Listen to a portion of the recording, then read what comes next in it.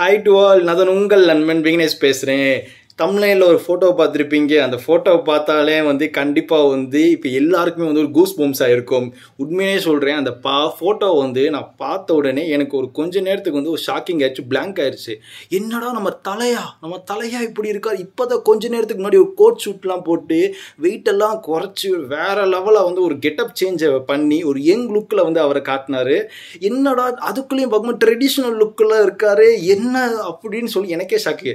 கொஞ்ச நேரத்தில் எனக்கே ஒரு யங், நம்ம ஒரு பல வருஷத்துக்கு முன்னாடி நம்ம தலையை பார்த்துருந்தோம், ஒரு யங்கா லுக்கா மாசா, அந்த ஒரு கெட்டப்பில் மறுபடியும் மாறி இருக்காரு. என்னடா அப்படின்னு சொல்லிட்டு எனக்கெல்லாம் சீரியஸாக சொல்கிறேன், தாங்கவே முடியலை சந்தோஷத்தை.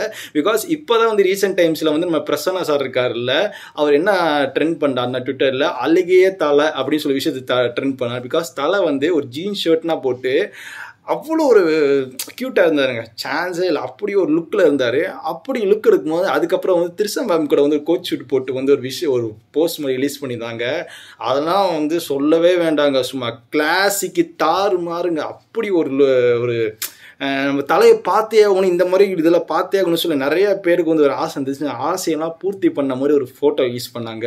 இப்போ அதெல்லாம் உடச்செறிகிற மாதிரி இன்னொரு ஃபோட்டோ ரிலீஸ் பண்ணியிருக்காங்க. நம்ம தலை ட்ரெடிஷ்னல் லுக்கில் ஒரு கிளாஸாக மாஸாக ஒரு இருக்கார். அதில் பார்க்கும்போது க்ளீன் ஷேவ் பண்ணிட்டு ரொம்ப யங் லுக்காக இருக்கார். ரீசெண்ட் டைம்ஸில் நிறைய ஆக்டர்ஸ் வெயிட்டெல்லாம் குறைச்சி ஒரு கம்பேக் கொடுத்துக்கிட்டு இருக்காங்க.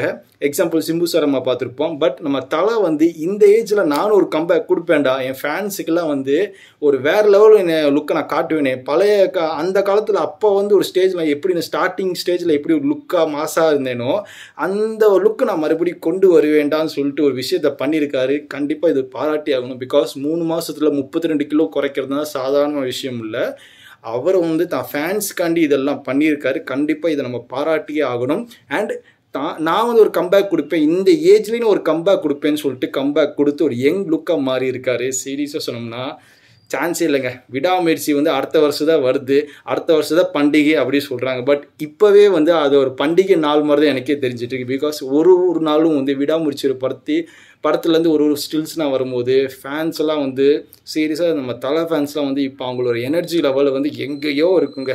அந்த அளவுக்கு சும்மா மிரட்டிட்டு இருக்காங்க விடாமுயற்சி டீம் எல்லாம். கண்டிப்பாக இந்த படத்தை பற்றி வேறு ஏதாச்சும் அப்டேட் கிடச்சிச்சுன்னா நான் சொல்கிறேன். அண்ட் இப்போ அதில் என்ன அப்டேட் கிடச்சிருக்குன்னா, ரம்யா அப்படியே ஒரு ஆங்கர் இருக்காங்க, விஜய் டிவி ஆங்கர். அவங்க இந்த படத்தில் இருக்காங்க சொல்லி ஒரு அப்டேட் மாதிரி போட்டு நம்ம தலை பக்கத்தில் இருக்கிற மாதிரி விஷயத்த போட்டு சொல்லியிருக்காங்க.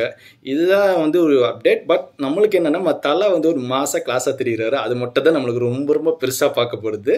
பார்ப்போம். இந்த படத்தை பற்றி வேறு அப்டேட் வந்துச்சுன்னா உங்கள்கிட்ட கொடுக்குறேன். Stay tune. நம்ம சேனல் சப்ஸ்கிரைப் பண்ணுங்கள். அது வரைக்கும் பை டு ஆல்.